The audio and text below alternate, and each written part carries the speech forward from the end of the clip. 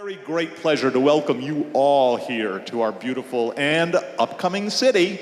You think the weather is dramatic? Well, the stuff that's going on here, I think you'll find, is just as dramatic, and you're here at a particularly exciting time for our beautiful city. Now, MEDCO is one of the oldest 501c3 economic development corporations in the state, and it's our mission to support the economic development efforts of the City of Meriden and the Mid-State Chamber of Commerce. And for that purpose, last year, realizing that this is a critical time for Meriden, the MEDCO board authorized a strategic investment by MEDCO of $50,000 in the downtown for economic development specifically focused in this transit-oriented development district. That's the area just around the train station, right across the street there. And with that, we created our own dream team here. One of which, David Cooley, where are you? Dave Cooley, he's our downtown concierge and entrepreneur in residence. And we developed a great association with the CT Main Street, which we all know throughout the state. And we have Lisa Biesak. Lisa, everybody knows Lisa. She's our CT Main Street Downtown Fellow here. Now, that very close collaboration that we have here in Meriden between the City of Meriden, the Chamber of Commerce, and MEDCO allowed the opening a few months ago of our Making Meriden Business Center, MMBC, right across the street to house the staff and our programs. And our dream team hit the ground running. This is one of a number of events that's been scheduled and a number of the activities that we're working on, and we're extremely excited about it. I have to give a particular shout out at this time, as we all must, to our funding sponsors for the MMBC. In particular, Liberty Bank, who was the first to step up with funding, the TD Charitable Foundation, and Eversource, without whom we may have been pitching a tent today outside rather in the rain. I'd also like to point out a few of the notables in our audience some of which, other than the speakers. First of all, Sean Moore, President of the Mid-State Chamber of Commerce. From the City of Meriden, Juliet Burdelski and Paula Mentilla from the Economic Development Department. And Bob Seal, the Planning Director. We're extremely happy to have David Kooris, Deputy Commissioner of DECD, with us, who will be moderating our panel, but more on that later. And somewhat delayed is Patrick McMahon, who's going to sneak in a little later, the President of CT Main Street, so he'll be here as well. Others, Frank Ridley, the Secretary and Board Member of MEDCO, is here. And Senator Len Thusuzio from the 13th District who joined us. Thank you. Finally, before turning it over to the MMBC staff to introduce our speakers and kick off the program, I just want to thank our sponsors for this event this afternoon. Regions Commercial and Design Your Monday and Luke's Engineering, and a few items on them. The first is for Regions Commercial and Design Your Monday is Michael Guidicelli, is the owner of Regions Commercial, which is a commercial investment real estate firm specializing in the sale of investment properties and tenant representations throughout this state. Michael will be joining us a little bit later because he's actually accepting his nomination into the Hartford Business Journal's 40 over 40, under 40. I'm over 40, but I wish they had one of those. But 40 under 40 class of 2018. But he's going to be later, he's going to come and network with us, so that'll be great. Michael's a very much accomplished power broker and is a recognized expert in commercial real estate and industry. And he developed a synergistic partnership with Jennifer Gagion. Now, Jennifer's here today. Yes, there she is. Jennifer's principal and interior designer of Design Your Monday, which is a commercial interior design firm focused on creating branded workplace environments reflective of a company's values. Together, they've been transforming commercial real estate redevelopment projects throughout this state with a focus on creating distinctive environments that support economic development and the rebirth of vacant properties. And I'm very pleased, and they're very pleased, to announce their latest venture right here in Meriden, which is the transformation of a vacant call center located at 265 Kensington Avenue right here in Meriden. I think there's a rendering of it that's over here. They're turning it into medical buildings near our medical center. So a vacant structure being turned into excellent use. And we're delighted to have them here. Finally, Luke's Engineering. Now, Luke's is Luke's Consulting Engineers in DiCarlo and Dahl. It's a multifaceted engineering and architectural firm. Their headquarters is right here in Meriden, just down the street in the old post office building, which they refurbished for their use. It's really an amazing refurbishment that they've done. And Luke's has been a very energetic, collaborative downtown neighbor here and is committed to restoring the sense of community and economic vibrancy in the city's downtown. You know, I'd like to say, as a vested community member, they've really put their money where their mouth is, and they work hard to successfully deliver the project from design to construction. I will also tell you that they are very much involved in the Chamber of Commerce and other economic development efforts, and they have a number of younger people there. So they're going to be here for the generation, so we're delighted to have Luke's also support us. Thank you guys for helping to make this event possible. Now, enough for the jabber. I'm pleased to introduce Lisa Biesak, our downtown fellow from CT Main Street Center. Lisa will hit the agenda and kick off our event. Thank you. Thank you, Tom. Thank you. Wow, welcome, and thanks so much for joining us today. We're absolutely thrilled to have everybody here to kind of come downtown, see what's going on down here, and obviously learn a lot from these gentlemen up on the stage here. I guess I first want to say, check out this venue, right? I mean, it's pretty cool, right? We have Joe and Angel. They're around, and they're certainly accessible, and if you want to talk to them, this is such a great, flexible event space. We encourage you to talk to them as part of your networking session tonight, too. So thanks, guys. Thanks very much. They've been great to work with. I wanted to just do a quick shout out. You'll notice these florals around the event space here. These are provided by Trifecta Ecosystems, which is Eric Francis's company. And those are all greens that they grow in their urban farming location right here in Meriden. And I think they just look beautiful. Look at the way they're lit up here, too. They just look great. So thanks a lot for that. They look really great. So I am Lisa Biesak, and I'm part of the partnership that we have down here at the Making Meriden Business Center. And my colleague, Dave Cooley, we got a shout out to him a little bit earlier. We kind of run the show down there, and we're having a great time. We're located literally right across the street. And we welcome anybody who wants to pop in and say hi and learn a little bit about what's going on downtown to come by anytime. We're also very lucky to have an intern with us for part of the summer, Shannon Seal. I don't know where he is. He's in the back of the room. And when I tell you that he came in and literally saved our lives, I'm not kidding. So thank you so much. He's from Fordham University, and he's with us, unfortunately, just through July, but we're going to keep him busy while he's here, that's for sure. So let's see what's next here. I wanted to make sure that all of you know that you can also find the Making Meriden Business Center on social media. We try to keep really active there and keep everybody up to date with what's going on. So does anybody here follow us on social media? Yes, yes? Oh, good. So anybody who doesn't, we encourage you to follow and check us out and direct message us, whatever you want to do, and let us know you're out there. We'd really appreciate, any feedback that you have on what we're doing there. So Dave and I kind of think of ourselves as Meriden's downtown, I call us the super connectors. And simply put, we're really here to just match people together with the opportunities that are here in Meriden. There we are, aren't we cute? We don't have our capes on tonight, and anyhow, we do want to match people with opportunities, and we have the intention really of creating mutual value with a sense of community. And this is what we envision here in downtown Meriden. So during the evening tonight, when we're again networking, please come by, introduce yourself. We'd love to hear more about you, where you're from, what your ideas are, and so on. And we can definitely help make connections for you. But I guess I really want to report tonight, and I think Tom alluded to this, that things are really buzzing down here.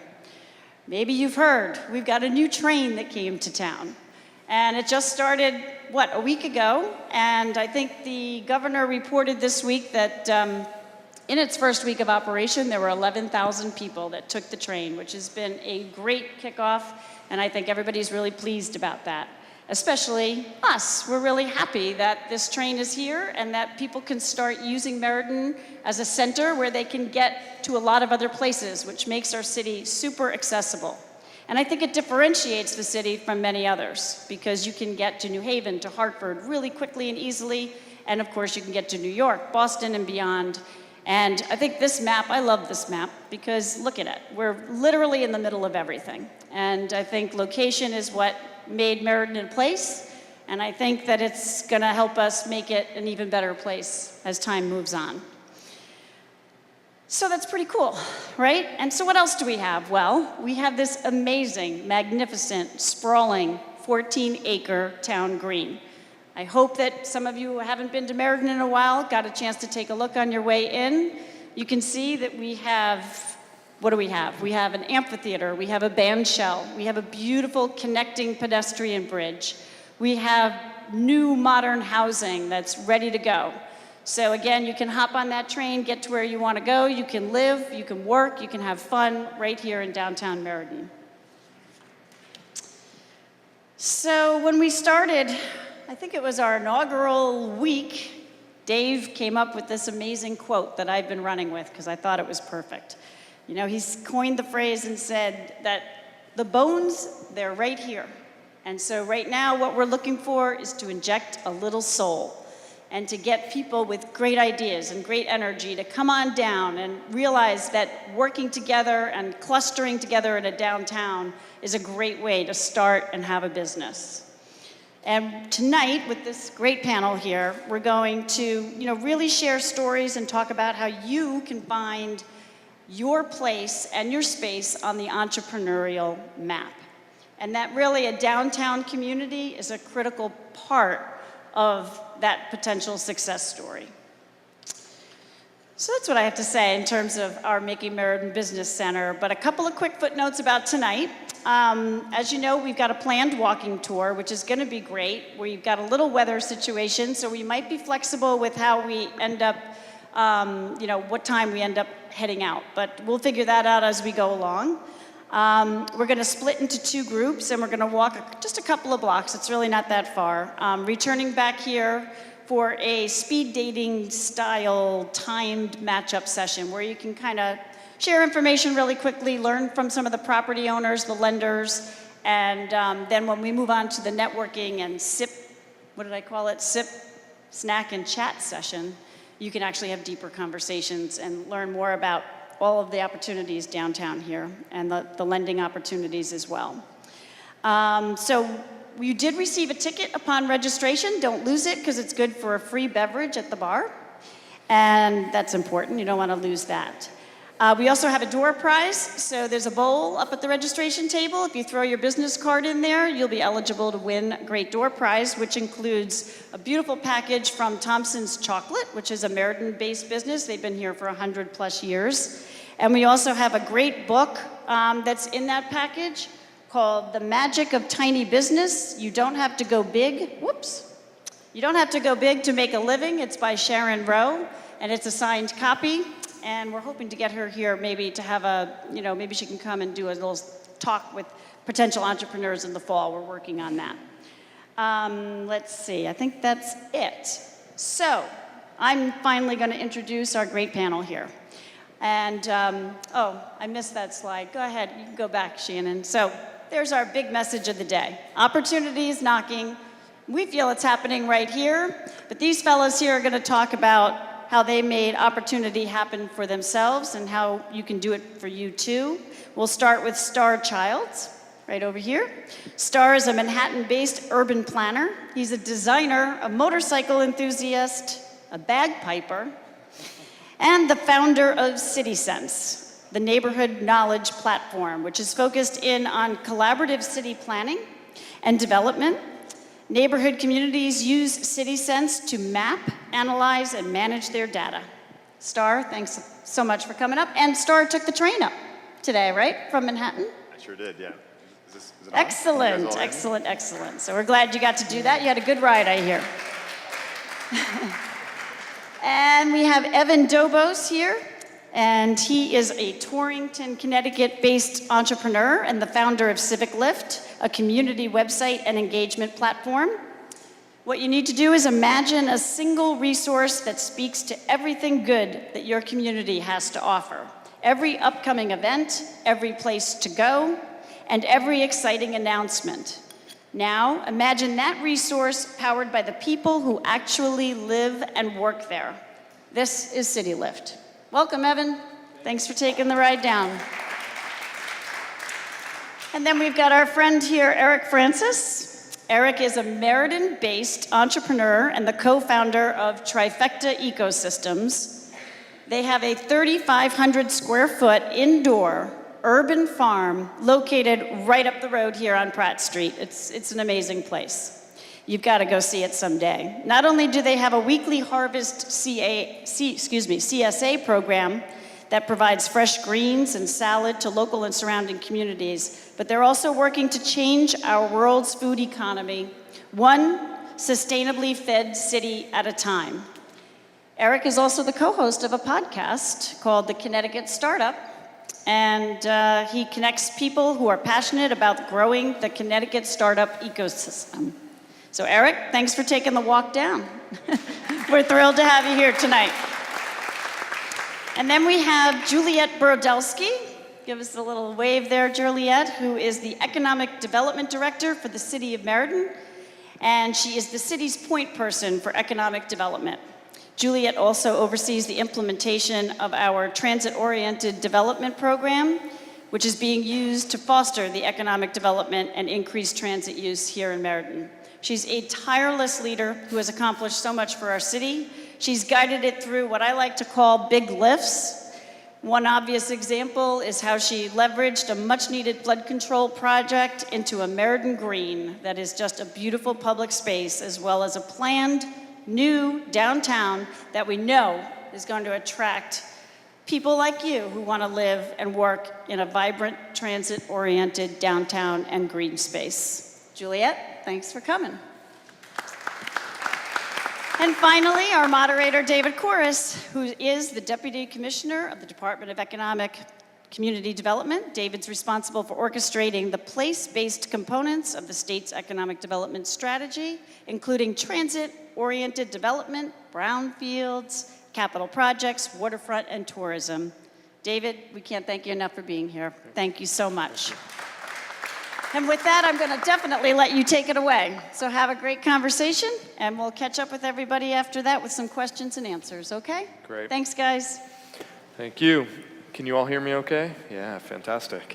So thank you all for coming, first of all, and thank you to the venue. This is a phenomenal space. I think we heard there at the outset what a model public-private partnership you have burgeoning here in the city, and I think it will be something that's replicated elsewhere in the state. We're already looking to Meriden for the success that we've seen with the early stages of the rail line, and I've got no doubt that focus will continue to be on the city going forward. So take advantage of that and embrace it, and kind of use that to leverage to get out front.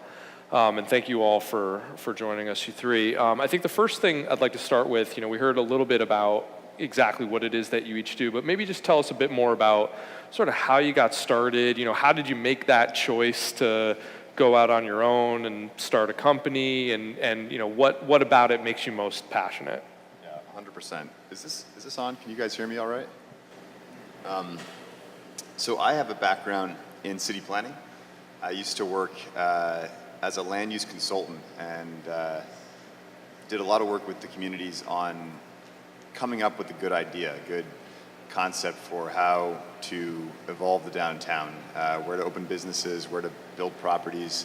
And one of the things that this development process, this planning process, taught me is that you really can't come up with the right solutions or the right directions for places to go in without getting a really good understanding of their opportunities and constraints. So actually really getting an understanding of what the place is like, what are the unique qualities that make these places great, and how can you use these qualities, augment them, and ultimately improve them based on these things.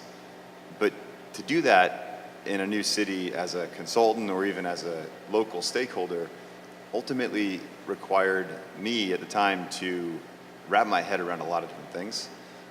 It required me to spend time there, come up with, to meet people, come up with the right perspective on things, and it required a lot of data. So when I was at grad school, I started thinking about ways in which you could shorten the timeline between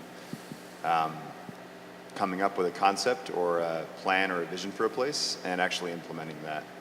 And one of the things that struck me as sort of the lowest sort of hanging fruit, the thing that could be solved the easiest, was the access to information problem.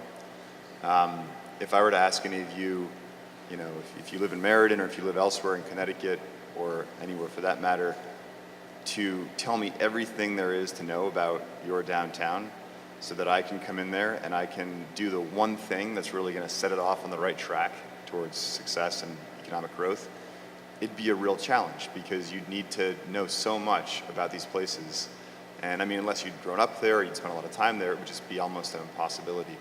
And even if you did spend a lot of time there, it's still very challenging. So essentially, what I wanted to build was a living document, almost like a online resource where you could go to the map, you know, draw an area around the area that you're focusing on as a consultant, as a real estate individual, or even as a small business owner looking to open a new storefront, a coffee shop or a bakery or something, and get all that information together that you need to go get a grant, to raise money for a loan, to whatever you needed that information for to start that process. So that was all well and good as an idea, but actually moving forward and figuring out how to make that idea into a venture, but also into, you know, a real web platform, took some time, and we're still working on that. But what it led me into doing was going down to New York City and focusing on this with some very complex, but also very established economically established business districts. And so we launched this platform, we call it the Neighborhood Knowledge Platform, but the company's called Citiesense. And we started testing this knowledge management tool for all of this data about a place with these neighborhoods in New York. And we launched it about a year ago. We're now in 15 different commercial districts in New York City across all 5 boroughs. And there's a big range there because we've got Grand Central Partnership, which is, you know, the busiest commercial district in the world for that matter, as one of our clients. Then you've got small Myrtle Avenue in Brooklyn, which is certainly a little bit bigger than downtown Meriden, but they're much different in terms of how they operate that single corridor street that they manage. But the ultimate goal here is to give them a tool where if anyone came to Myrtle Avenue or anyone came to Grand Central, they could quickly answer the questions. You know, where are new buildings being built? Where's new commercial space going to be available? Where are the most active storefronts? Where are the busiest streets?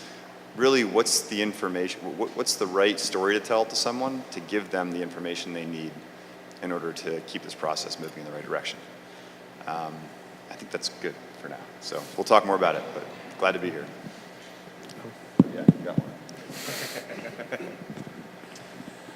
So my project, CivicLift, came kind of organically. We kind of fell into it backwards by getting a project before I even had the idea for the startup. So before I came up with the idea, I was doing website development for any kind of project type, any kind of project size out of Torrington for years. And the city itself ended up getting a grant for marketing efforts. And they said the best thing they could possibly say to me, said, so we have this money and we want to make a website, but we don't know what else to do with it. So I told them that I could figure out a way to spend their money, and I had them hire me to build this website. And something throughout the project we kept on coming up with these new ideas. Wouldn't it be cool if we did this? I would do a lot of research and find another city who had this great idea, and maybe we can adopt that and alter it for Torrington. And we had the idea that if we build this right, perhaps neighboring towns will also want it.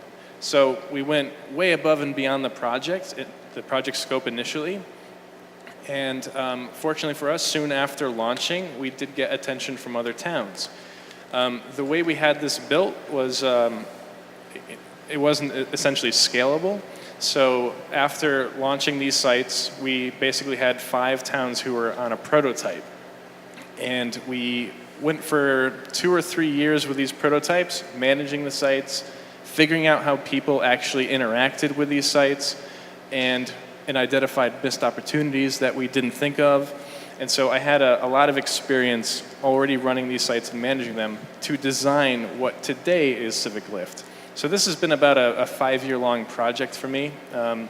I'd say we launched our official version last year in November. So as I said, it kind of fell organically into it, and it really stole my heart because, as I said, I've been doing websites for a long time, and mentors of mine would say you need to find your one niche, the thing you're really good at, and I never was interested in zeroing in on one project that I did in the past until I started seeing how these sites actually affected the communities that we deployed them in. We'd be getting a lot of engagement from the community. I was discovering things about towns that I thought I knew about that I didn't know were there. I think we can all kind of relate to how you hear about an event the day after it happens, and you would have been there had you known it was going to take place. There's people moving their businesses into town. Nobody knows who's moving in. So it's really an aggregator of all this community content, and it delivers it in a way that's more modern and the way a modern citizen expects it. So just by being a catalyst for community-based content, we have found that it encourages more engagement from residents, more awareness of things that are going on, and therefore has an effect on the economic vitality of the city that or the town that we're in, and of course the social aspect of it as well. It's really interesting to see how the very different towns use the platform in very different ways, and we completely nurture that. I think it should be, each town is its own little microculture, and we do our best to support that, and we've found a lot of residents come to the surface and leverage the platform, and all of a sudden there's a lot of energy around the community, and we do our best to facilitate that. So that's what CivicLift is all about and how I got started. All right, cool. All right, it's on. It's kind of interesting. While I'm from Durham, and I believe that Durham is like the center of the universe, Meriden has actually kind of been the center of all my jobs, I guess you can say. From high school to college to after college, I had a job in Meriden. And so my journey to Trifecta actually starts with working full-time in Meriden on an interesting project. But it wasn't something that I really felt passionate about kind of moving forward with. And it was actually deciding to quit my job. So aquaponics was a hobby of mine. It was something that I just did, because it interests me, because I wanted to get closer to the food that I ate. And what I did is that I quit my job. And the reason why I bring that up is that sometimes entrepreneurship, business dealings in general, it's sometimes luck, sometimes it's timing, sometimes it's a combination of the both. But it's also more importantly about just taking that first step and just making it happen. And so I quit my job, and I actually went up to Reset, which actually Evan was in a Reset Accelerator program. So was I, the Social Enterprise Trust up in Hartford. And so it was interesting. I had been around that organization for a little bit in college. And I said, I'm going to go into the accelerator program. I have this aquaponics idea. I want to go do it. So interestingly enough, again, timing, opportunity. You just gotta kind of, it's semi-luck or whatever. But I went up to go see a mentor up there and talk to him about the idea. And he goes, you know what? He goes, I think you should meet some people. The next people coming in for my next appointment. And those two people were Kieran Forn and Spencer Curry, my two co-founders. and they had a small aquaponics business in Glastonbury called Fresh Farm Aquaponics, and they were actually coming into the exact same accelerator. So in that moment, I mean, from day one, we kind of matched up on vision of what we saw. I bring meeting them up because of the fact of the matter is that for what we do, we're in agriculture. Becoming a farmer, becoming an entrepreneur, probably people would say, "Are you stupid?" Like that's a pretty tough job. Do you not want to get paid? For the first couple of years. But it was. When the three of us met going through the accelerator, we saw where we wanted to be in 5 years. I mean, that was 3 years ago now. So we saw where we wanted to be, and we've just been kind of chipping a little bit away each day to get there. Coming into Meriden, again, because my business career always revolved around Meriden, I always thought about it. And we had been looking around all over the state, honestly. Hartford, New Britain, New Haven, Bridgeport, Waterbury.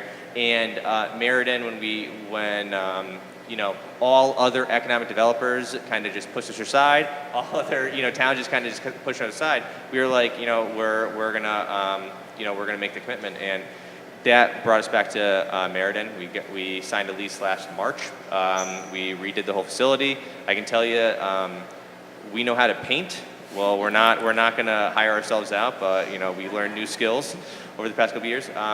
But our company, I mean, at the end of the day, what's kept us motivated is we have a mission to create the city that feeds itself. Now, as many of you can say, that's a very humble mission that we're on. But it's really more important not to necessarily get to 100% where a city can feed itself, because that's definitely a very lofty goal. But even getting to 50%, even getting to 25%, knowing that from a city planning perspective, actually knowing those numbers is important.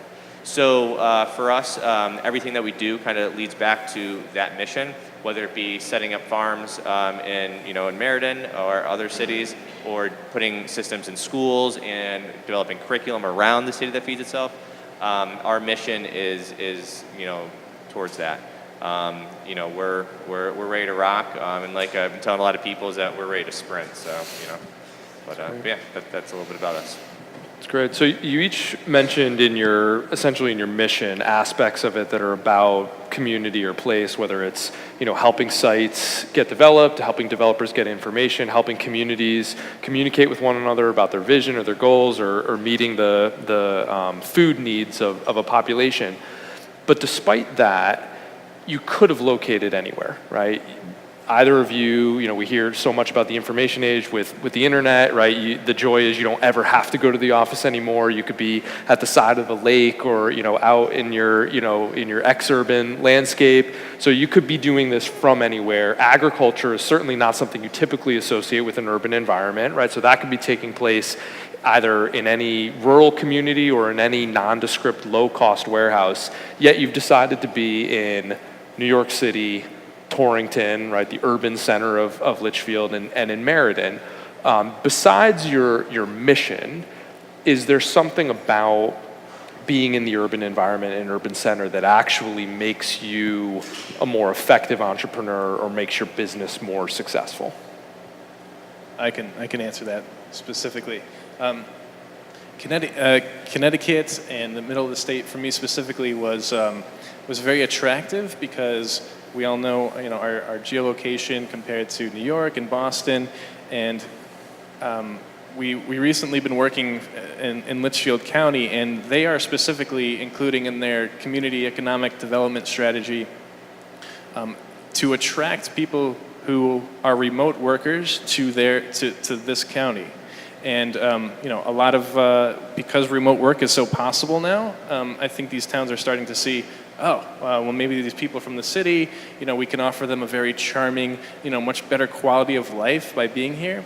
And, we have stable internet even. So people who had the high-paying jobs but needed to be in the city, they might not be there voluntarily. They might just be there because of their job. Now that they can work remotely, maybe it's a very attractive offering for them. So, we're involved in projects that are specifically for forwarding that message, and for that reason, I think Connecticut's we're not planning on going anywhere. I think Connecticut's our perfect demographic. But you're seeing that even though folks may not want to be in the urban core in New York or Boston or DC, they don't want to be at the other end of the extreme in the rural environment, right? They want to be still have the walkable, mixed-use urban amenities, but at a more manageable scale. Right, which is pretty much Meriden, right? Yeah. I mean, you got the transit here. You have the ability to leave town in a few minutes, be in a more rural area, or you can have a direct line to the city. I mean, it's a pretty good balance. So I am probably one of those weird millennials that I don't really care for the big city. Like, I'll go in and out, I'm a bigger Boston fan than New York, sorry. But the thing is that, Connecticut. So when talking about Connecticut in general, these smaller cities, when people talk about, big cities and urban environments, like, there's more people that work for the city of New York than in many of the towns in Connecticut, okay? So putting into that perspective, I think what Connecticut is good for, and honestly, a lot of America, is that they have these smaller cities of 10, 20, 30, 40,000 people that are surrounded by these suburbs that, honestly, living in Durham, I can get to Hartford and New Haven in 25 minutes. I can get my little fix on that and then get out and come back, Granted, just like there's a lot of millennials that are going into the cities, there are a lot of millennials going out of the cities and actually going to the farmland and getting, and actually, I mean, millennial and farming is a big thing right now. So you bring up the community side, and it's about community. Right now, we live in, New York City. You have people in a block that are more in my town, all right? Yet, that doesn't mean that block is more connected than that town, or so forth and so on. So, luckily for our business, everybody has to eat, so it's a very easy thing to get community around. But we believe that being a part of the community that you live and being a part of community in many different ways is essential to whether it be business or anything else. So. I don't know. I'm just like, I always push back a little bit when people are like, we have to be like the big cities. Like, no, we don't. Like, it's not about that. Like, let's be different. So. Yeah, I could talk about this kind of thing for a long time too. I've lived in a couple cities, New York most recently certainly, but one of the things I like the most about New York is it's close to Connecticut, actually. I grew up in Norfolk, Connecticut, so it's a town of 2,000 people and tiny, and up by where Evan lives as well, actually, and so New York's a great city because I can get out of New York and go to Connecticut. I used to live in Toronto for a little while, though, and I always like to say that I think I like Toronto more than New York. The reason I like Toronto more than New York is it was a heck of a lot more reasonable and easier for me to have the quality of life that I like having. My reason for being in New York right now is almost 80% business related. We really wanted to launch a scalable product for business districts, and to do that effectively, it wasn't initially, we actually spun our wheels a little bit the first year thinking about working on it with Detroit, thinking about working on it with small towns and small cities in New England in general, and then it just ended up being New York, because if we're going to tackle a problem that's a problem for business districts in New York City, it's going to scale to cities outside New York, because you're solving problems there that are kind of the big problems that New York's got to focus on, but those are going to be problems that actually fit the model for other places as well. So if you can point to New York and say, okay, we've done it for Long Island City and Queens, and that's developing rapidly. We've done it for Staten Island, and they've got a small, town-like community just like you. You've kind of scaled. You're able to scale more effectively because you've got these use cases in a huge mix of different urban typologies, basically. So that was why we chose to go down to New York City and be in that ecosystem. And I actually think that hits a point, is that you went there because of the business, because you can test your market a lot quicker, right? Yeah, for us. Yes, exactly, right? For Evan and I, we don't necessarily need to. So that's the one thing that I've actually debated this with a few friends who have moved out to Boston or New York or to these other ecosystems where they're paying $2,500 a month for an apartment this size, maybe? I don't know. Yeah. And so I think my apartment might be the same size as the stage, yeah, exactly, actually. that's what I'm saying. And so what I've debated with them is that if you don't need that market validation, right, or to be able to test that many people, right, what's the point of being in there? Well, why don't you come to a Connecticut and be able to save more money, hire people cheaper, have cheaper, lease and everything like that? So Absolutely. I mean, I was talking to Lynn, if she's still here, but I talk to a lot of entrepreneurs that want to open small businesses, retail businesses in New York City, and they just cannot because it's so expensive down there to even think about launching a retail company, especially if it's in Manhattan somewhere. I mean, the leases are just out of control. There's a really big vacancy issue right now that's starting to become a big focus for the city in terms of retail vacancies. It's becoming a barrier for a lot of businesses. If scale of market is not going to be your driving kind of decision maker, and Eric, you had mentioned specifically kind of the response and the reception that you got from the local economic development staff, what are those ingredients, whether it's through the public-private partnership or the aspects of the entrepreneurial ecosystem that start to kind of raise the interest the most, that says, okay, these have the fundamental building blocks that I could be most successful with? So I'd say first off, the fundamental building blocks is like you have to have the motivation to do something new or to bring new innovation or actually get it forward. I mean, I have sat on a decent amount of boards, a decent amount of commissions, a decent amount of committees, and a lot of the times it comes down to where everyone's trying to do things as who's going to take it over the finish line, who's going to make it happen. So when honestly through this whole process in the past couple of years, when we look to go to a new community, when we look to we have a new investment coming on, we are going to go into new communities. It's not like the commitment to actually take actions forward, or to at least not get in the way, or say, hey, here you go, let me walk you down the hallway to this person, let's move this forward, hey, talk to X, Y, and Z. Like, that's the most important thing. As an entrepreneur, as somebody who's a startup, like, you're a firefighter half the time. There's a problem there, you go put it out. There's a problem there, go put it out, right? So you just have to have the people within the government, 'cause I mean, it's slow, you can't expect them to jump over, do backflips all the time, but if there's willingness to help out and try to at least connect the dots and not be, in the way, that's the first thing you got to look for. It sounds like from what you've been saying, just from the anecdotes that you've provided, right, having a private sector peer mentor in this instance who was willing to kind of step up, activate, say, oh, here's a connection I want to make, having a public sector partner who's willing to say, oh, this is something that I could get behind and facilitate, right? Those little reach outs from partners in the community can make all the difference in the world. Yeah, whether public, private, it doesn't matter. It's just the connecting points is the biggest thing. Connecticut is so small that you are literally 4 or 5 people away from the person you need to meet. It's crazy. Like, I mean, we play a little game in the office. It's kind of who Eric knows. And so when somebody first comes in, it's like we just play the game. How do I know them? And it's usually 4 or 5, I've had a couple stump me recently, but, How did you find the space you're in right now? It was honestly, we just looked online and it came up and we reached out, and one of the biggest things was just trying to tell every realtor that we reached out with, no, you're not going to be our realtor. Like, we're going around, like, we're talking to a bunch of people, relax, So, but but again, it was like so many people say there's no space, there's no this, there's no that. Like, as an entrepreneur, it kind of gets old every time you meet other entrepreneurs and they keep on telling you that. It's like, tell me the last solution you had, So.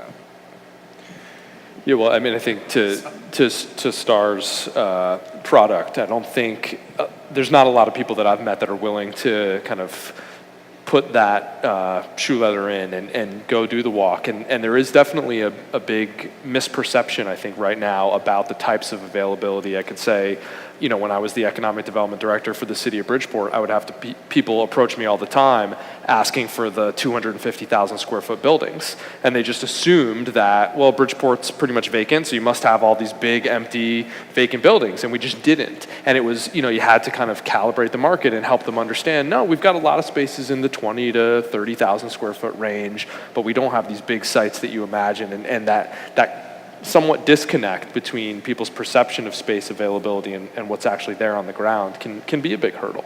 Yeah, one of our, so I mentioned Myrtle Avenue earlier, Myrtle Avenue in Brooklyn, not the one in Queens, but they have a corridor, Myrtle Avenue, and they break it into about 3 or 4 different submarkets and share the lease rates within the community. So within the retail community, everyone knows to some extent what the kind of fair market rate leases look like, and that's unique. We don't actually find that in, I don't think, any of our other 14 communities. Is this kind of community shared resource of, am I taking a bath on the lease rates here or not?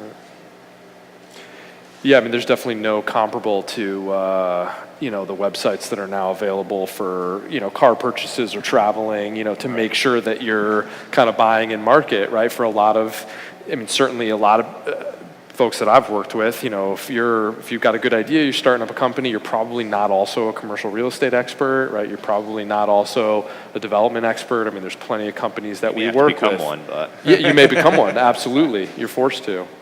So one topic I know that we want to cover, we've got the Making Meriden Business Center across the street, which I love just the idea. Almost every major project I've worked on, I've tried to have a physical presence in the community, a storefront, and it also doubles as a really good way to activate space and maybe show the private sector what the potential is in that space. But with all the changes in retail, we push towards mixed use, residential or office above, but we want that ground floor activation. With everything happening in retail and the decline in brick and mortar, that there's not quite as much demand for space as there once was. Certainly not in, in second or third tier downtowns. What have you guys seen in your travels or in working with your clients of creative uses? We talked about Create Here Now. Maybe you want to share a bit about ways in which communities can be the catalyst for activating that space. Yeah, Create Here Now is a project that I worked on a few years ago, and actually I credit that project with a lot of the insight that we got for developing CivicLift. But I think a really great ingredient for a downtown that's either full of storefronts or trying to fill storefronts is we all know that anybody can buy anything anywhere, or on Amazon. It doesn't need to be in-person transactions so much anymore. So what I find works really well is focusing on the experience of being on Main Street now. Are you tripping over cracks in the sidewalk, or are you enjoying the trees that you're in the plantings that are nearby? Because that is something you cannot replace ever with any sort of online experience. And so if you simply have the mix of the storefronts to go to, and also the places that are interesting, a boutique coffee shop, for example, adds to the experience of the downtown.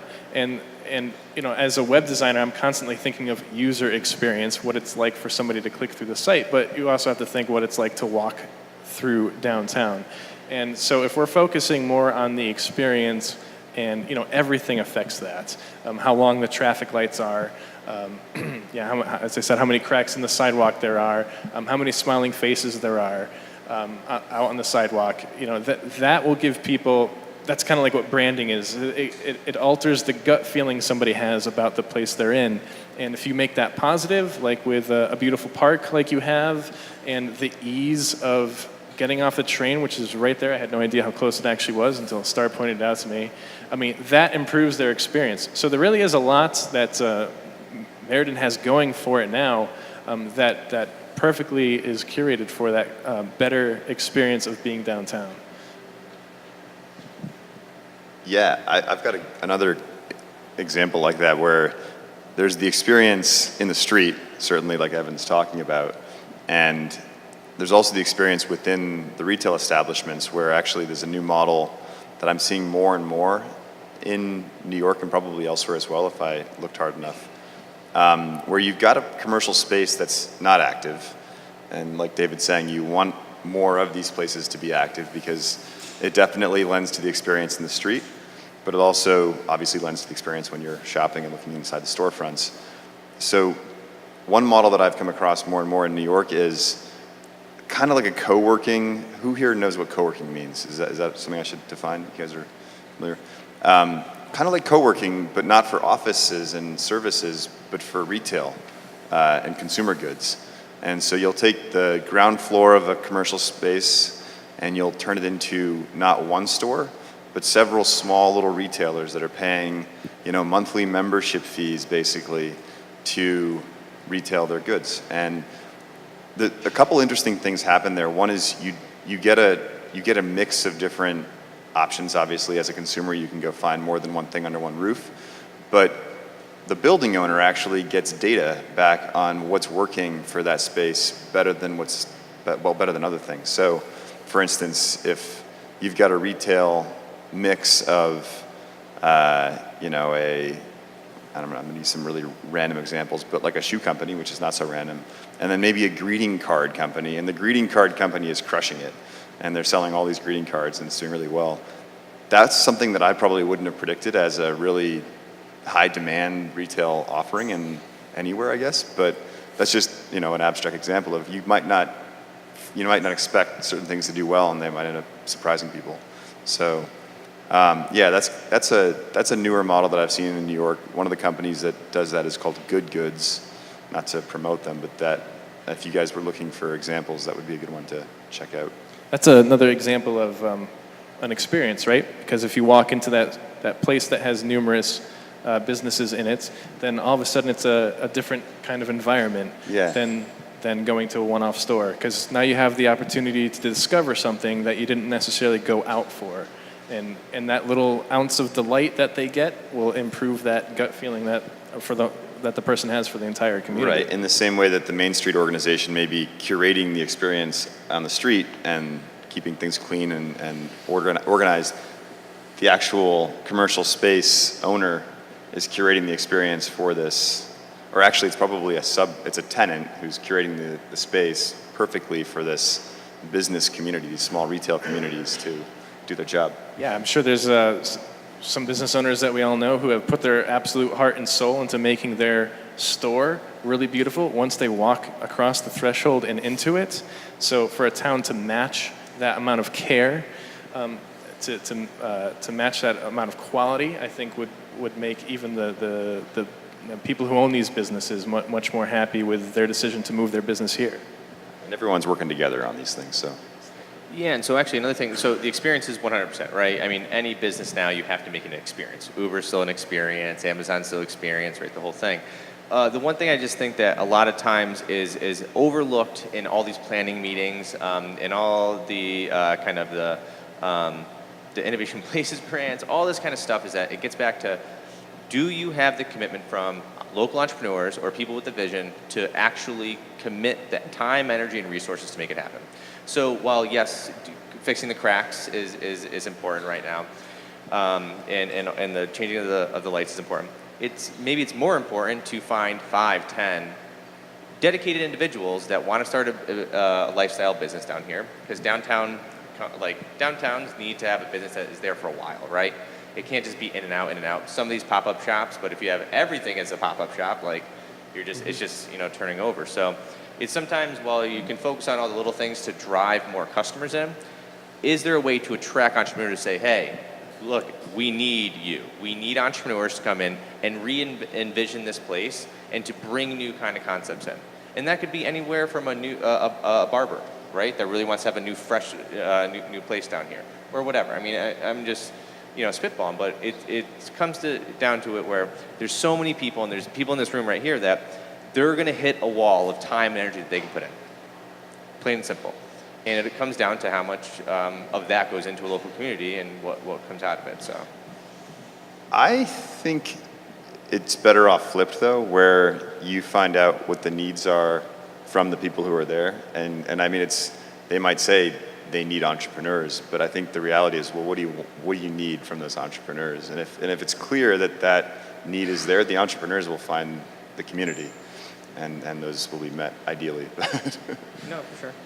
Yeah, I mean, I think either way, I'm hearing that, having a network of individuals, whether they're in the public, private, or civic sector, who have demonstrated a commitment to, not just be there for the first meeting or the fifth or generate ideas, but to actually roll up their sleeves and work together to advance the vision is essential, and you really can't do it without any one ingredient.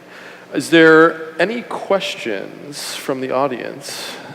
Anything that folks would like to add? Yeah, Juliet. Star, where did you get your first finance? Can you talk a little bit about how you got funded? The question is how Star or anyone's first financing came, where the first infusion of cash was to get started. Absolutely. Well, I started this as a student, so I had a little bit of grant funding from Yale when I was there for grad school. Then after that, I raised a small amount of family and friends financing, and by small, Early clients. early clients. David actually was working on this when I was at Yale and Bridgeport downtown. Well, actually, the economic development organization in Bridgeport was the earliest client we had. Downtown Derby was another client, and that was all early first year for us before we decided to specifically focus in more on neighborhoods and commercial districts as opposed to smaller cities. And then we went through an accelerator program. So our most recent financing, which was more than a year ago, came from an actual venture capital organization that had partnered with Mini Cooper to create a program called UrbanX. And so there was some financing along with a bunch of other services that we got through that UrbanX accelerator program. I would like to answer that question as well. We of course had we bootstrapped a good portion of our project and just reinvested money from early clients.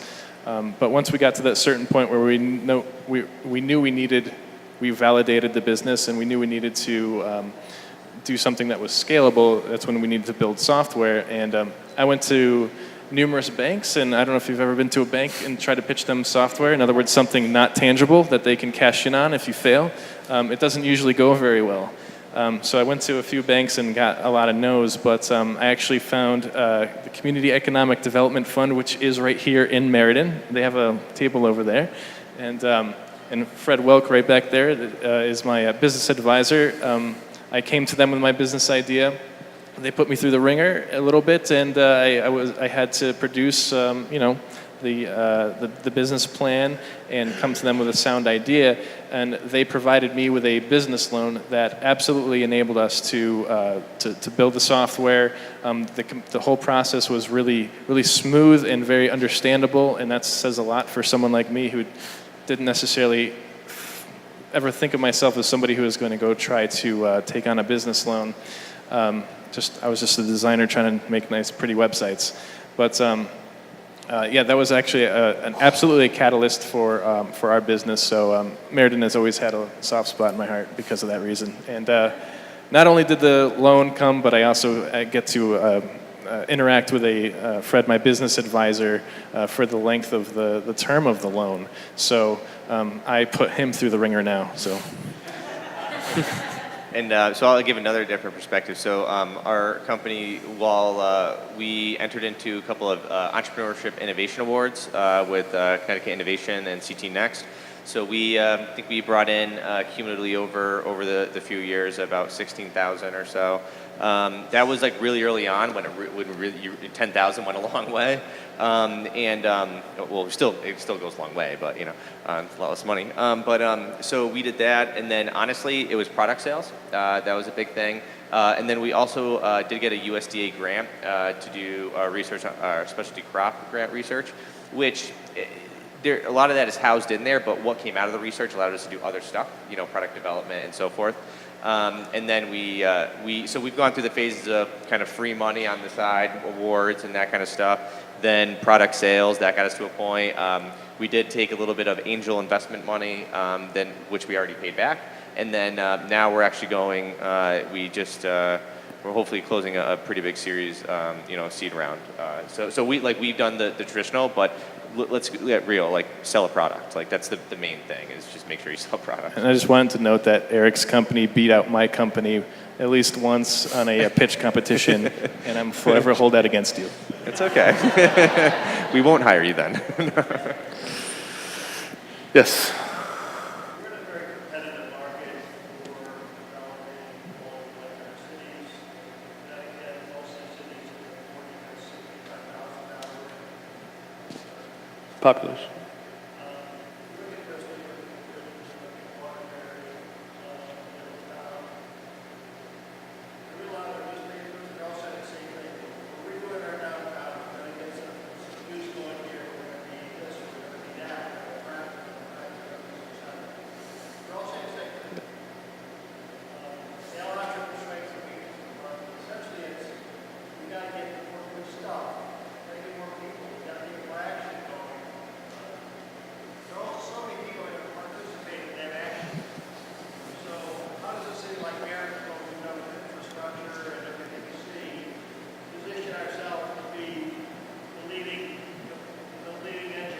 training. It says, if you're going anywhere, here's the place you want to be air covered. How do we get other areas to say, hey, this is where we want to be, this is where we want to live, this is where we want to prosper? Yeah, so the question is, you've got a lot of cities, similar size, similar situations, trying to do very similar things. I like to think of this as what I call the Ohio problem, right? Ohio's got Cleveland, Cincinnati, Dayton, Columbus, right? There's probably just too many cities of that size for the state of Ohio at this point in time, right? So Connecticut's got a lot of cities that are mid-size. How do we fuel them all? And in the interim, when you're representing one of them, how do you differentiate yourselves so that you take a commanding share of whatever growth does happen? So I would, so this is kind of a thing that kind of has frustrated us a little bit. So the Innovation Places grants that kind of swept across the state in the past couple of years, a lot of great things came from it. A lot of things I think could really be improved on. But one of the biggest things that it was just very evident was the fact of the matter is in Connecticut with our stupid fiefdoms. Like everybody is this little city. Everybody's fighting for it. We're all fighting for different money. And it's one of those things where, I mean, it's getting down to the point where, like, you're fighting for entrepreneurs. Like, you're trying to get certain people to come here and commit to that city. I mean, it's stunning how many people, I'm New Haven, I'm Hartford, no offense to Meriden, but, like, we're not Meriden. Like, we're Connecticut. Like, that's the team that we're going to be on is Connecticut. And so I think that one of the big issues, and this is just in general, is that, like, the cities are on their own team. They're fighting for the different money. And they don't want to work collaboratively together. I mean, if there are so many projects. I mean, we tried to do multiple projects with multiple different cities through an IP project, and it just fell flat in its face, flat in its face, flat in its face. And the funny thing was, it wasn't that like there was definitely people in each groups that wanted to do something, but it still came down to at the end of the day, you had to be better than the next city to get the money. And that's the big thing. We always have to be better than the next. Why can't Meriden be great at this and New Britain be great at that? And you know what? We're cool. You know. So that's just the thing is that it just seems like we're just in this fiefdom. You know, just fighting each other just for money. I'd like to answer that question a different way. What we find is that, as I said, we work with communities that vary quite a bit, and also some that are in similar situations. But regardless. The really good thing is that we never have to lie about, we never have to give a pitch or a marketing campaign about the things we're trying to promote because they actually are here. You have your infrastructure here. We also have really, really great businesses here. We also have really good quality of life. We don't have to pitch or lie about it. But what we don't currently have is a real sustainability model for promoting what's going, getting it up to that plateau, and keeping it up there. And I think a lot of that is because nobody knows really whose responsibility that is. CivicLift is essentially community engagement infrastructure in a way, and so we've bet our entire business model on simply offering the delivery mechanism and modernizing the mechanism for how people discover what's in your town. Because, I mean, a lot of us are also trying to attract millennials. You hear that all the time. And the way that they discover that you have a new train station here is because it popped up on the device in their pocket. They probably didn't actively go look for it. If they did actively go look for it and you're not there, there's no hope. So really it's take all these things that actually do exist here, modernize the way it's distributed, and match that with how people, the modern citizen, expects it, and now all of a sudden you have sustainability. So I think that, as I said, you don't have to lie, so that is by far the biggest piece, and then really it's just a matter of connecting these dots. Yeah, I'd definitely echo some of that. And I would just reiterate the point about things do change, so Eric might take his company to a different city. I wouldn't say you would, but you know these things always change. So it's really to focus on if you're a stakeholder here, focus on what you can do collaboratively with the community to improve things and just make that quality of life as good as it can be, because that's going to keep Eric in town for for longer, ideally.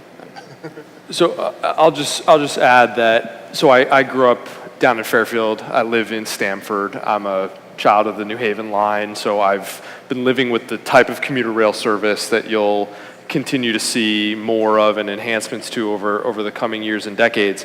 And I think what you'll find, I hope what you'll find, I think we all believe very strongly what you'll find based on the investment that we've made, is that you'll start to evolve complementary characteristics. And while I live in Stamford, I spend plenty of time in Greenwich. I go to Norwalk almost every weekend. I go to Fairfield and Bridgeport often, and I'm in New Haven, several times a month, because they do each offer something different and something complementary. And the better networked they are into one another, just like the better networked the communities from New Haven to Springfield will become with one another, and subsequently with the communities along the coast, the more quickly they'll find their niche, and they'll stop trying to be everything to everybody, but realize their particular advantages that they can grow on. And in doing so, we then network together all of those complementary assets so that they function as neighborhoods of something larger. So that if you do want the smaller, quaint community, you can stay in any one of those towns that offer the particular assets, amenities that you're looking for. But if you want something bigger, like a New York or Boston, the rail line will allow you to stitch together those assets and those amenities so that all of our communities function like neighborhoods of a bigger community. And I think in doing so, with the continued rail enhancements, we'll start to find those niches. But the key, and I guess I'll close on this point, we have to view growth as an opportunity. And I know many of the cities in the state do, but not many of the towns do. And if we don't look at population growth as an opportunity that we can harness to achieve the other objectives that we have for tax revenue and job creation and amenities and entertainment, then we're going to continue to stagnate. We have to embrace population, as you have, as a mechanism to achieve our broader objectives. And in doing so, I think Connecticut has the foundational advantages to really be something, to continue to be something great. Please join me in thanking our panelists.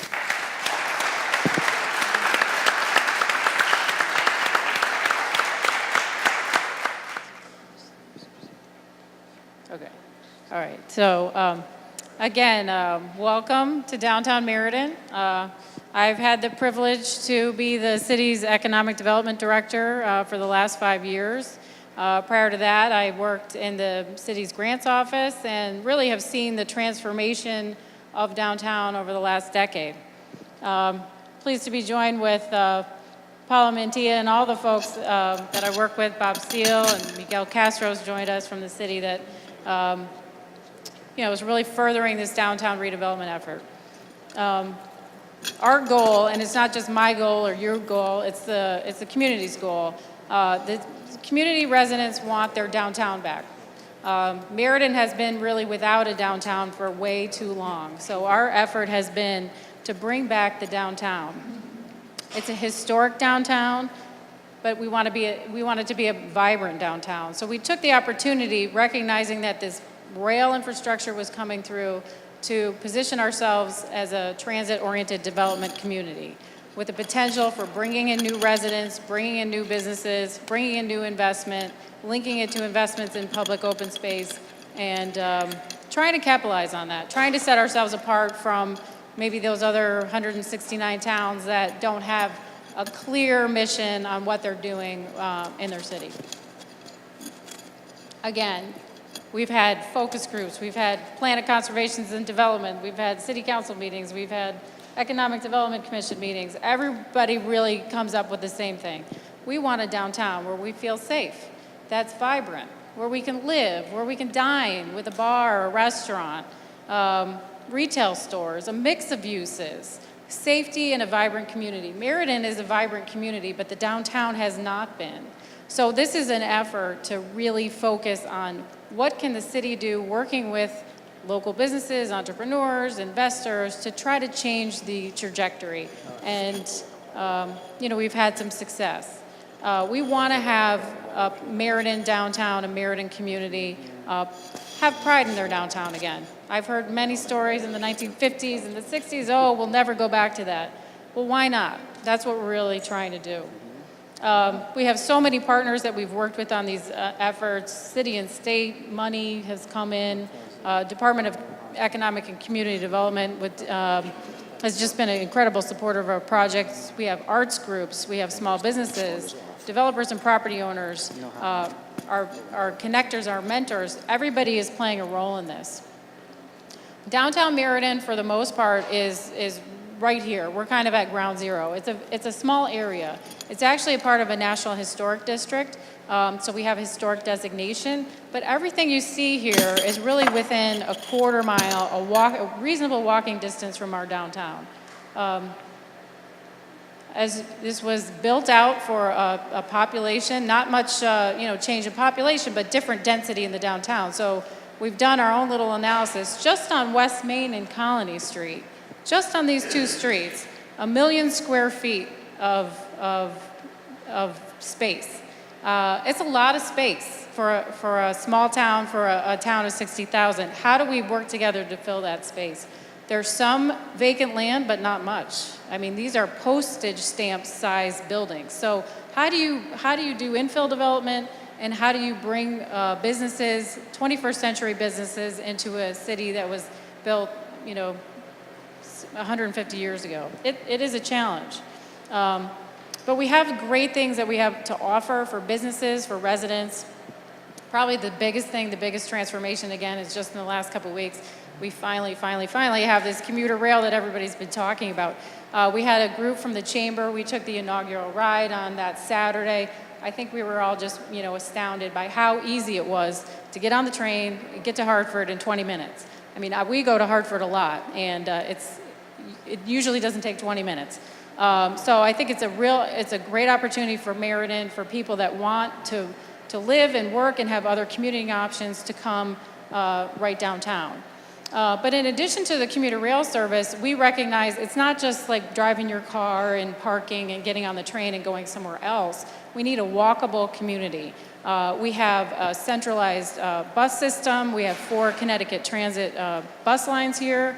We have a $20 million Meriden Transit Center that we fought hard to get this station sited and positioned where we felt it would best serve the community, which is right in our downtown, right steps from this historic district. So the ConnDOT worked with us and made it happen.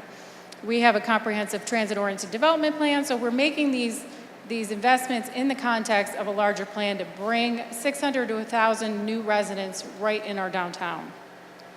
Our sidewalks, like people said, they were cracked and the trees were dying and everything else. So the city and through state investments, we're investing $7 million in sidewalk and roadway improvements. And I think as you'll see as we're going through downtown, it's making a big difference. Just making it feel more safe, less trip hazards.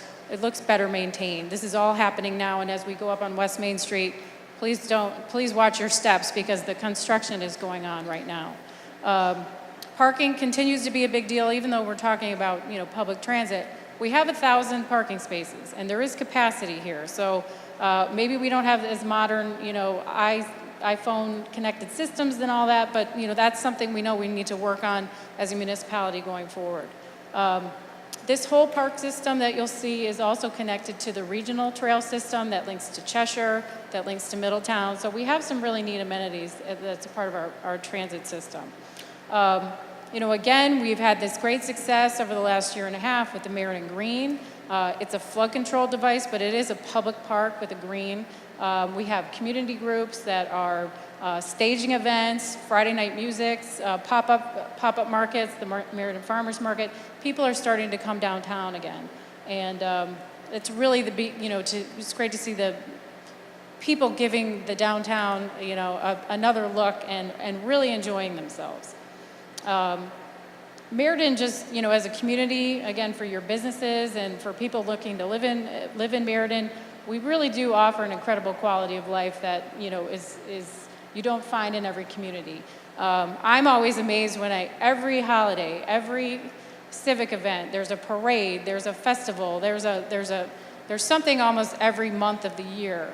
There's great parks, there's great hiking, there's major employers here, there's a mall, there's good schools and education. Those are what people care about when they're looking at communities.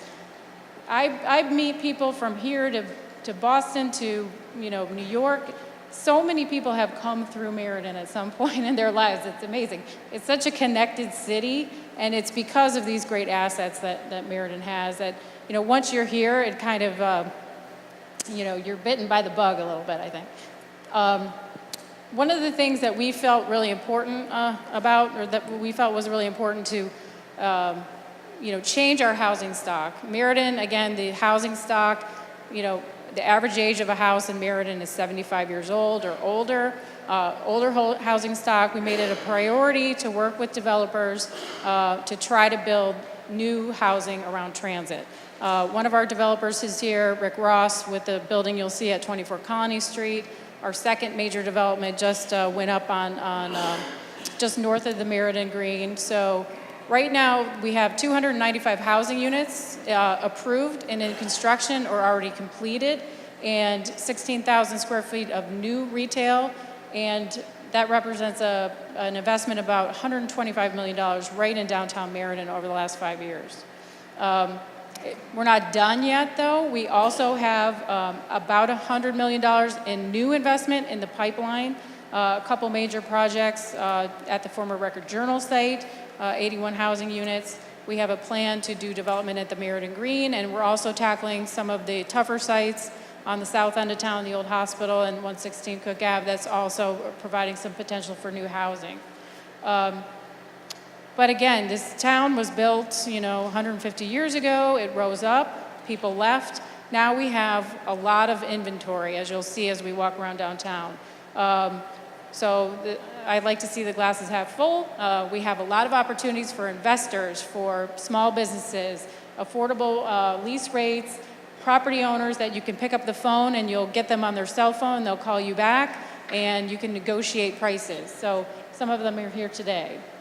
So you'll see some of the buildings as we go on our walking tour. Probably the best thing I think that we've developed here through our economic development office is these great connections with these partners that will help you be a business mentor, help you access financing. I think that's why I ask the questions to these young entrepreneurs that are here today. How did you get started? Because not everybody has $5,000 or $10,000 to put into their business, but we do have organizations through the SBDC, Community Economic Development Fund, our local banks, our community lenders that want to help you. I mean, they have these, $5 million pools of money, $10 million pools of money that are ready to help you lend if you just work through the process and get your business plan going. So a number of them here tonight, and they'll have time to meet with you later on the networking. Again, some of our inventory of housing and real estate, commercial real estate, it's in pretty tough shape. We recognize that. We're not in the dark about this kind of stuff. So we do have some resources at the City of Meriden. We have a program that's funded through our community development block grant money. So we will offer up to $20,000 per property to do facade improvements, signage, to improve these properties that are, a little worse for wear, but, it's just bricks. It's bricks and mortar and a commitment, and, a lot of these have already been making some great progress. This Making Meriden Business Center, you met Dave and Lisa and Shannon. They're doing a great job. So they're here downtown every day. So as you look to put your business plan together, these are free resources also through our staff at City Hall. They're doing all kinds of stuff, whatever a business needs. You can do help with a business plan. You can help with the social media. Get your business on Google. Get it on Yelp. Follow us on Twitter. We're looking at doing a Downtown Business Merchants Association to have some permanence of our downtown center funded by potentially inner city tax district funds. So we want to make this a permanent and ongoing thing, not just a one-time, one-year deal. This has got to be a permanent thing. You look at other successful cities, Middletown, New Haven, they have downtown districts that are self-funded, self-run, self-governing, and we think that's going to be a model that's going to work for Meriden. But really, the city can only do so much. I'm always challenged, why don't you have more businesses down here? Why don't we have more economic development? The city, I can't I can only do so much. I have a budget, I have a very small budget, I have some capital dollars, we have some federal grants, we can get federal grants as a municipality, but it's really all about you. We're at the next step. It's the business owners, it's the entrepreneurs. We're looking for you to tell us how can we help you, because we'd love to have you. There's some simple things you can do. You can follow us on, Instagram. You can learn about what we're doing. Just follow us, look at the transformation, look at the changes, attend a downtown event. We have local nonprofits, local sponsors, local musicians, local vendors that are coming down on Fridays and Saturdays. Frequent our parks. We'd love to have you. There's farmers markets on Saturdays. Those are local farms, local businesses. I think Eric's going to be participating in that, the farmers market. A summer music series, again, local artists that are coming to Meriden. Show your support. Talk to a business mentor about a business plan. If you have an idea, you've been thinking about an idea, we have City Hall office hours. Paula's bilingual in Spanish, so she can help. We have Shelly Kohler, that's our SBDC rep, and then we have the Making Meriden Business Center. Talk to a realtor. Talk to me. We have so many spaces. We've got realtors with listings.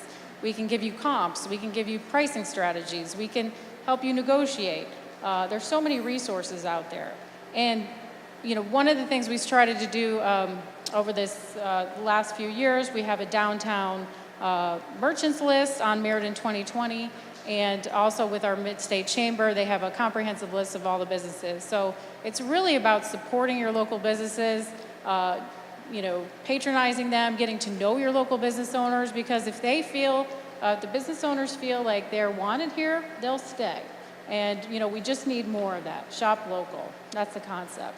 So, in the long term, we want you to live here. We want you to work here. We want you to start your business here. You can commute from here. You can bring your family here. I mean, it's really, what's so neat about Meriden, it has the complement of everything you'd want in a small community, but that's also a city.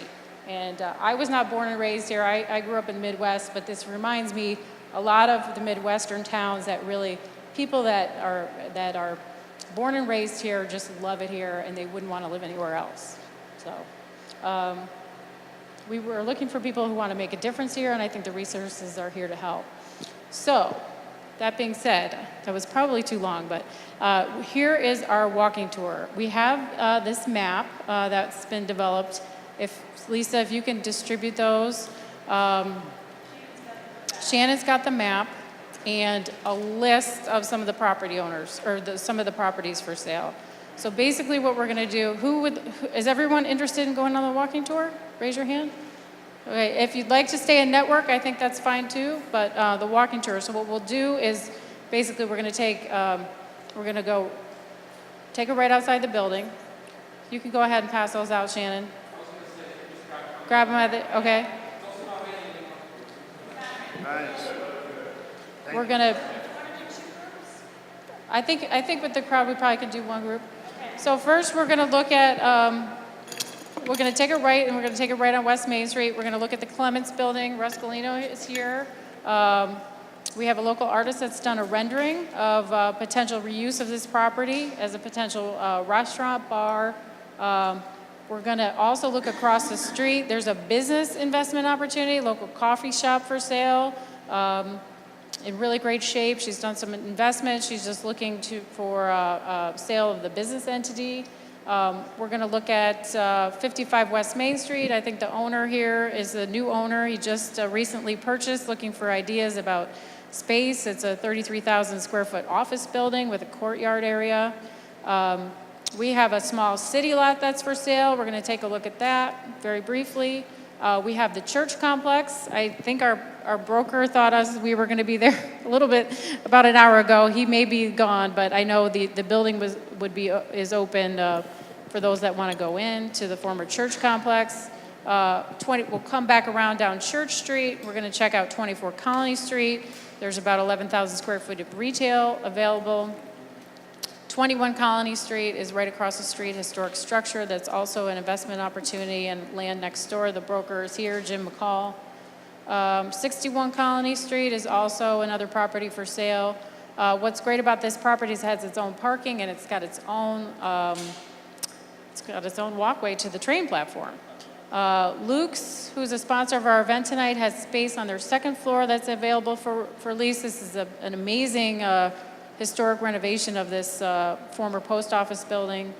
And then for those that want to venture a little further, probably the main group will come back, but you're welcome to walk over the pedestrian up and over to the Penrose property and the Meriden Green for those that want to see that. For those that continue on past the train station, we'll go. What's neat about this, the way, again, the train station is sited, there's many levels of access. So the way the train station was designed, it opens up all of these back buildings for kind of like street frontage. So that's pretty neat. So that's what we're going to see today, and then we'll all be back here to answer questions and do a little networking. And for this, a copy of this presentation, I did post it on our homepage on Meriden 2020. So if you get lost or you lose your map or you don't know where you're going, go to Meriden 2020, and right on the homepage will be a PDF link to our presentation and map today. So, okay, so I think we'll get going. Thank you.